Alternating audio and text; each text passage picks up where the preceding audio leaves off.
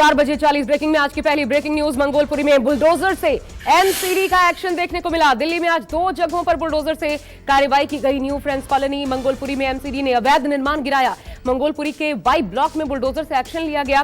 मंगोलपुरी में अवैध कब्जे गिराए गए। अवैध दुकानों को हटाया जा रहा है। सड़क किनारे किए गए अवैध कब्जे भी हटाए गए। कुछ लोगों ने पहले ही अवैध दुकानों को हटा लिया था। एमसीडी की कार्रवाई के दौरान मंगोलपुरी में भारी पुलिस बल की तैनाती मौजूद रही। अगली बड़ी खबर, मंगोलपुरी के अलावा दिल्ली के न्यू फ्रेंड्स कॉलोनी में भी अवैध कब्जे हटाए गए। न्यू फ्रेंड्स कॉलोनी में करीब आधा दर्जन बंगलों में तोड़फोड़ की गई। इसके अलावा फुटपाथ भी साफ करवाया गया। दिल्ली पुलिस और पैरा फोर्स के जवानों को कानून व्यवस्था से निपटने के लिए लगाया गया था। तीसरी बड़ी खबर गुजरात से, गुजरात के बोटाद के पठानवाड़ी में चला बुलडोजर। कुख्यात सिरा डॉन उर्फ डॉन हुसैन के अवैध निर्माण पर बुलडोजर चला। विश्व हिंदू परिषद के अध्यक्ष को डॉन ने धमकाया था। इसके बाद प्रशासन ने बुलडोजर से डॉन के अवैध निर्माण को तोड़ डाला। बुलडोजर से एक्शन के दौरान भारी पुलिस बल मौके पर मौजूद था। बताया जाता है कि डॉन ने मंदिर से लाउडस्पीकर उतरवाने की धमकी दी थी। सिराज को पुलिस ने 8 मई को गिरफ्तार किया था। अगली बड़ी खबर अब इस वक्त की, बुलडोजर के एक्शन को लेकर विरोध पर केंद्रीय मंत्री मुख्तार अब्बास नकवी ने सवाल खड़े किए। नकवी ने कहा, एक कहावत है कि बुलडोजर बदनाम हुआ, इंक्रोचमेंट तेरे लिए, अतिक्रमण हो रहा है और बदनाम बुलडोजर हो रहा है। इस तरह की गैर कानूनी चीजों पर किसी भी तरह का सांप्रदायिक रंग चढ़ाने की जरूरत नहीं। 5वीं बिग ब्रेकिंग, ताजमहल ज्ञान वापी के बाद कुतुब मीनार पर भी बवाल शुरू हुआ। हिंदू संगठनों ने कुतुब मीनार के बाहर हनुमान चालीसा का पाठ किया। यूनाइटेड हिंदू फ्रंट के कार्यकर्ताओं ने कुतुब मीनार में हनुमान चालीसा पढ़ने का दावा किया। यूनाइटेड हिंदू फ्रंट का दावा है कि कुतुब मीनार विष्णु स्तंभ है। सरकार कुतुब मीनार का नाम बदले और हिंदुओं को विष्णु स्तंभ की पूजा की इजाजत मिले। पुलिस ने यूनाइटेड हिंदू फ्रंट के कार्यकर्ताओं को हिरासत में भी लिया। 6ठी बिग ब्रेकिंग आपको बता दें, दिल्ली से, जहां पर बीजेपी अध्यक्ष आदेश गुप्ता ने एनडीएमसी से दिल्ली के रोड के नाम बदलने की मांग की है। आदेश गुप्ता ने एनडीएमसी के चेयरमैन को पत्र लिखकर कहा कि तुगलक रोड, बाबर लेन, हुमायूं रोड और शाहजहांपुर रोड का नाम बदला जाए। आदेश गुप्ता ने मांग उठाई, तुगलक रोड का नाम बदलकर गुरु गोविंद सिंह मार्ग, अकबर रोड को महाराणा प्रताप रोड, औरंगजेब लेन को अब्दुल कलाम लेन और शाहजहां रोड को जनरल विपिन सिंह रावत के नाम पर रखा जाए। अब 7वीं बिग ब्रेकिंग, ज्ञान वापी मस्जिद मामले में कोर्ट में आज की सुनवाई पूरी हो गई। कल फिर से सुनवाई होगी।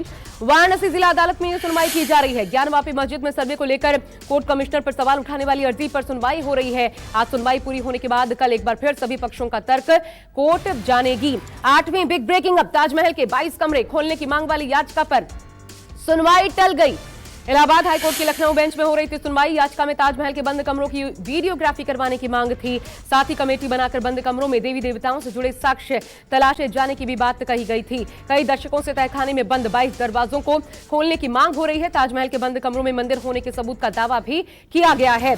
9वीं बड़ी खबर, मोहाली में पंजाब पुलिस के खुफिया विभाग पर हुए हमले में कुछ लोगों को हिरासत में लिया गया। पंजाब डीजीपी ने प्रेस कॉन्फ्रेंस करके कहा, हमला हमारे लिए एक चुनौती है। शुरुआती जांच में ऐसा लग रहा है कि विस्फोटक में टीएनटी का इस्तेमाल किया गया। डीजीपी ने कहा, हमला जिस समय हुआ उस समय इमारत के कमरे में कोई नहीं था और इसलिए जानमाल का कोई नुकसान नहीं हुआ। हम जल्द से जल्द केस को सुलझा लेंगे।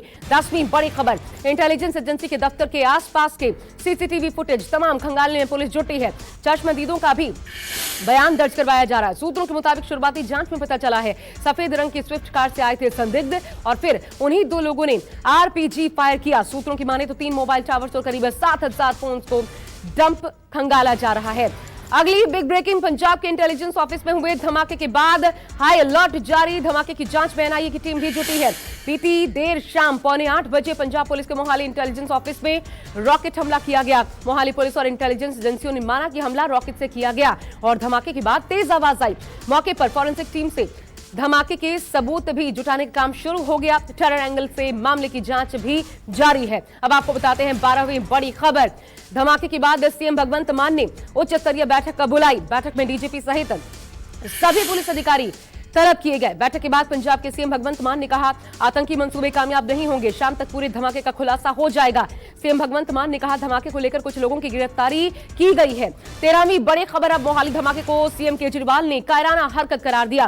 कहा, पंजाब में शांति भंग करने की कोशिश है। अरविंद केजरीवाल ने ट्वीट करके कहा, आम आदमी पार्टी की पंजाब सरकार साजिश रचने वालों के मंसूबों पर पानी फेर देगी, इसे पूरा नहीं होने देगी। 14वीं बड़ी खबर, अब देखिए, यूपी उत्तराखंड के कई रेलवे स्टेशन को बम से उड़ाने की धमकी मिली है। जैश ए मोहम्मद के नाम से भेजी गई धमकी वाली चिट्ठी, अलर्ट पर सुरक्षा एजेंसियां। धमकी भरा पत्र मिलने के बाद अलर्ट जारी। रेलवे ने अपने जीआरपी, आरपीएफ और स्थानीय पुलिस के साथ मिलकर चेकिंग अभियान को चलाया। 15वीं बड़ी खबर, धमकी भरा पत्र मिलने पर रेलवे स्टेशन की सुरक्षा बढ़ा दी गई।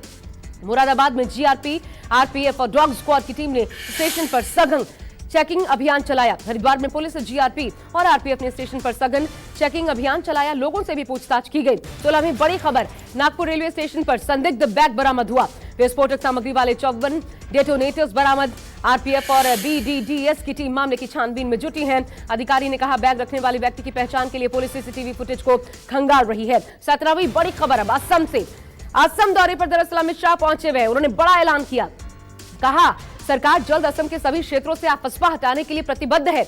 अमित शाह ने कहा, 1990 के दशक में असम में आफस्पा लागू किया गया और इसे 7 बार बढ़ाया गया। पीएम मोदी के 8 साल के शासन में 13 जिलों को आफस्पा मुक्त किया गया।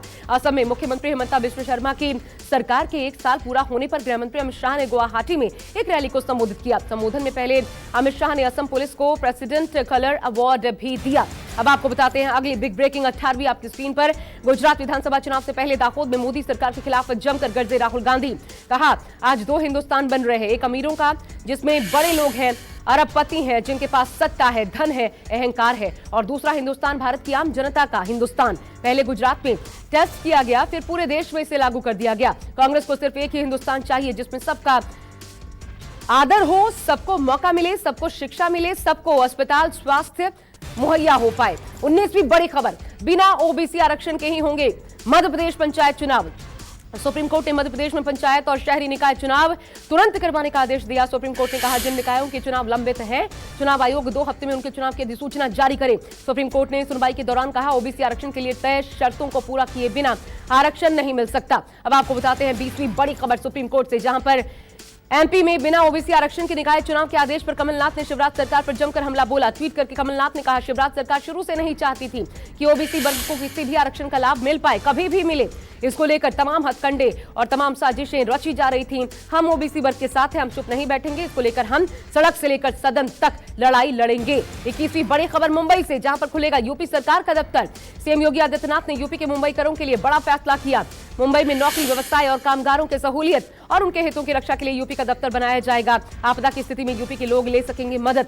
अप्रवासी कामगारों के लिए अपने यूपी में रोजगार के नए अवसर पैदा करने में सहायक होगा योगी का ये दफ्तर। असंगठित मजदूरों को भी गाइड किया जाएगा इसके माध्यम से। 22वीं बड़ी खबर, मुंबई में यूपी सरकार के दफ्तर को लेकर शिवसेना ने तंज कसा। कहा, पहले सीएम योगी आदित्यनाथ अपने राज्य की बदहाली ठीक करें और बाद में खोलें दफ्तर। शिवसेना प्रवक्ता आनंद दुबे ने कहा, यूपी बहुत बदहाल है, 2 से 3 दिनों तक लाइट नहीं आती, यूपी में पलायन नहीं रुक रहा। पहले योगी अपने राज्य को ठीक करें, लोगों को रोजगार दे वहां पर। 23वीं बड़ी खबर, मिशन गुजरात के दौरे पर कल जाएंगे सीएम केजरीवाल।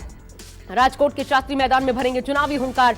चुनाव से पहले बीजेपी कांग्रेस को कड़ी टक्कर देने की आम आदमी पार्टी की तैयारी भी है। केजरीवाल पार्टी पदाधिकारियों और कार्यकर्ताओं के साथ बैठक करेंगे। 1 मई को केजरीवाल ने गुजरात के भरूच में जनसभा की थी, आदिवासी संकल्प सम्मेलन को संबोधित किया था। 24वीं बड़ी खबर मुंबई से, जहां पर लीलावती अस्पताल को बीएमसी ने नोटिस जारी किया है। सांसद नवनीत राणा ने एमआरआई के दौरान खिंचवाई थी फोटो। शिवसेना विधायक मनीषा कायंदे ने लीलावती अस्पताल के खिलाफ बांद्रा पुलिस स्टेशन में शिकायत दर्ज करवाई। फोटो लीक होने पर अस्पताल के प्राइवेसी लीक होने की शिकायत दर्ज करवाई गई है। 25वीं बड़ी खबर, चुनावी रणनीतिकार प्रशांत किशोर के पदयात्रा करने के ऐलान के बाद तेजस्वी जातिगत जनगणना के लिए बिहार से दिल्ली तक करेंगे पदयात्रा। नीतीश कुमार सरकार के ढोल-मोल रवैये के विरोध में तेजस्वी पदयात्रा निकालेंगे। तेजस्वी यादव ने वरिष्ठ नेताओं के साथ बैठक के बाद ये फैसला लिया। तेजस्वी ने कहा, जातिगत जनगणना को लेकर नीतीश कुमार सर्वदलीय प्रतिनिधिमंडल के साथ पीएम मोदी से भी मुलाकात उन्होंने की थी, नतीजा नहीं निकला। 26वीं बड़ी खबर, अब बीजेपी नेता तेजिंदर सिंह बग्गा को राहत मिली है। पंजाब एंड हरियाणा हाईकोर्ट से सुनवाई के दौरान बग्गा को राहत।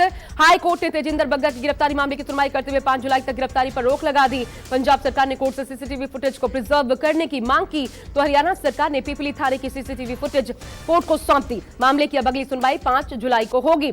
27वीं बड़ी खबर देखिए, रांची से, जहां पर हवाई अड्डे पर एक दिव्यांग बच्चे को विमान में सवार होने से रोके जाने के बाद विमानन मंत्री ने फटकार लगाई। सिंधिया खुद एक्शन मोड में दिखे, कहा ऐसा बर्ताव बिल्कुल भी सहन नहीं किया जाएगा। ज्योतिरादित्य सिंधिया ने जांच के लिए कमेटी का गठन कर दिया है। 3 सदस्यों की कमेटी इंडिगो में दिव्यांग बच्चे की यात्रा करने से रोकने की जांच करेगी। 3 सदस्यों की फैक्ट फाइंडिंग कमेटी जांच के लिए रांची और हैदराबाद का दौरा करेगी। 1 हफ्ते के भीतर रिपोर्ट भी सौंपना है। 28वीं बड़ी खबर, नवजोत सिंह सिद्धू ने जमकर पंजाब के सीएम भगवंत मान की तारीफ की। कहा मान घमंडी नहीं है, जमीन से जुड़े हुए इंसान है। सिद्धू ने कांग्रेस और अकालियों पर कटाक्ष किया। कहा पिछले मुख्यमंत्रियों के पास अपने विधायकों और वरिष्ठ नेताओं के लिए समय नहीं था। हाल ही में नवजोत सिंह सिद्धू ने भगवंत मान पर साधा था निशाना। कहा था रबर की गुड़िया है भगवंत मान। 29वीं बड़ी खबर अब मुंबई के कई इलाकों में बिजली संकट उठ खड़ा हुआ है। खार, कुर्ला, बांद्रा, सेंटा क्रूज इलाकों में बत्ती गुल है। बिजली कटौती से आम लोग बेहद परेशान हैं। बिजली संकट से परेशान लोगों ने ट्विटर के जरिए अपना गुस्सा जाहिर किया। कंपनी ने सफाई देते हुए कहा कुछ मिनटों के लिए कटी थी बिजली। 30वीं बड़ी खबर देखिए, ओडिशा की ओर 12 किलोमीटर प्रति घंटे की रफ्तार से आगे बढ़ रहा है चक्रवाती तूफान अस्सानी। खाली करवाए जा रहे हैं तटीय इलाके। चक्रवात का असर ओडिशा के तटीय इलाके और उत्तरी आंध्र प्रदेश के तटीय इलाकों में दिखेगा। दोनों ही राज्यों में तेज हवाओं के साथ बारिश होने की संभावना है। ओडिशा सरकार ने तूफान से निपटने की तैयारी पूरी कर ली है। एनडीआरएफ, इसके अलावा ओडीआरएफ, दमकल कर्मी हालात से निपटने की तैयारी में जुटे हैं। 31वीं बड़ी खबर, भारत नेपाल सीमा 72 घंटे के लिए आज मध्य रात्रि से सील हो जाएगी। 72 घंटों तक आवागमन रहेगा प्रभावित। 13 मई को नेपाल में स्थानीय निकायों के लिए मतदान होना है। सुरक्षा व्यवस्था को ध्यान में रखते हुए सीमाएं सील होंगी। दोनों देशों के प्रशासनिक और सुरक्षा अधिकारियों की संयुक्त बैठक में सीमा सील करने का निर्णय लिया गया। 32वीं बड़ी खबर आपको बता दें, देश में कल के मुकाबले आज कोरोना संक्रमण दर घटा। एक दिन में 2200 से अधिक नए मरीज सामने आए। 10 लोगों की मौत हुई। देश में सक्रिय मरीजों का आंकड़ा 19,637 है। एक दिन में 3000 से ज्यादा लोगों ने कोरोना को मात भी दी। दिल्ली में भी थोड़ा कम हुआ है कोरोना संक्रमण। एक दिन में 799 नए मरीज, 3 मरीजों की मौत। संक्रमण दर 5% से कम। 33वीं बड़ी खबर अब, भारतीय रेलवे ने मां को दिया बेबी बर्थ का खास तोहफा। चुनिंदा ट्रेनों में परीक्षण के आधार पर बेबी बर्थ की शुरुआत की गई। उत्तरी रेलवे के लखनऊ और दिल्ली डिवीजनों के संयुक्त प्रयास से लॉन्च किया गया। बेबी बर्थ की बुकिंग फिलहाल ऑनलाइन नहीं की जा सकती। यात्रा के दौरान यात्री ट्रेन में मौजूद टीसी से इस बर्थ की मांग कर सकते हैं। रेलवे अधिकारियों का कहना है अगर ये प्रोजेक्ट कामयाब रहा तो बहुत जल्द सभी ट्रेनों में बेबी बर्थ की सुविधा की शुरुआत कर दी जाएगी।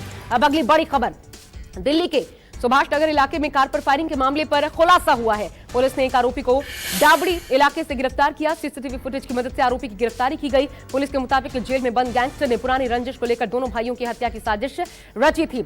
सुभाष नगर में 7 मई को बदमाशों ने कार पर 10 राउंड से ज्यादा फायरिंग की थी। इस घटना में 2 भाई बुरी तरह से घायल हो गए थे। 35वीं बड़ी खबर, अखनूर में सिलेंडर धमाके के बाद भीषण आग लगने से अफरा तफरी। फास्ट फूड की दुकान में सिलेंडर ब्लास्ट हो गया। भारतीय सेना की क्विक रिएक्शन टीम ने फौरन एक्शन लिया। स्थानीय लोगों की मदद से आग पर काबू पाया जा सका। 36वीं बड़ी खबर, दिल्ली एनसीआर समेत पूरे उत्तर भारत में फिर गर्मी बढ़ेगी। अगले 5 दिन तक हीट वेव्स का अलर्ट है।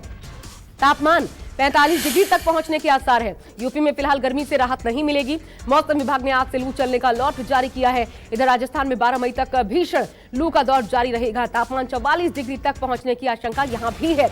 37वीं बड़ी खबर, संतूर वादक पंडित शिव कुमार शर्मा का निधन हो गया। मुंबई में कार्डियक अरेस्ट के कारण निधन की खबर है। पिछले 6 महीनों से किडनी की समस्या से पीड़ित थे। शिव कुमार शर्मा के निधन पर पीएम मोदी और सीएम ममता बनर्जी ने दुख व्यक्त किया। पंडित शिव कुमार शर्मा ने सितार की लोकप्रियता को घर घर तक पहुंचाया और संतूर को दुनिया भर में अलग पहचान दिलाने का काम किया था। अब आपको बताते हैं अगली बड़ी खबर, 38वीं रूस तैयार कर रहा है महाविनाशक TU-22 M3M hypersonic missile. Missile को हवा, जमीन और समुद्र तीनों जगह से लॉन्च किया जा सकेगा। TU-22 M3M मिसाइल कैरियर की टेस्टिंग हो रही है। यह मिसाइल 12,000 किलोमीटर की रेंज तक फायर कर सकती है। मिसाइल का वजन 49.6 टन है। 24,500 किलोमीटर प्रति घंटे की रफ्तार से ये उड़ान भी बढ़ सकती है। अब अगली बड़ी खबर, ब्रिटेन की शाही नौसेना ने अरबों डॉलर से तैयार हुई परमाणु पनडुब्बी का उद्घाटन किया। ड्रेडनॉट क्लास की ये पनडुब्बी सभी पनडुब्बियों में सबसे बड़ी होगी। ये लंबाई में ओलंपिक के 3 स्विमिंग पूल्स के बराबर होगी। साथ ही ये पनडुब्बी ब्रिटेन के साथ जवाबी कार्रवाई में भी मददगार साबित हो सकती है।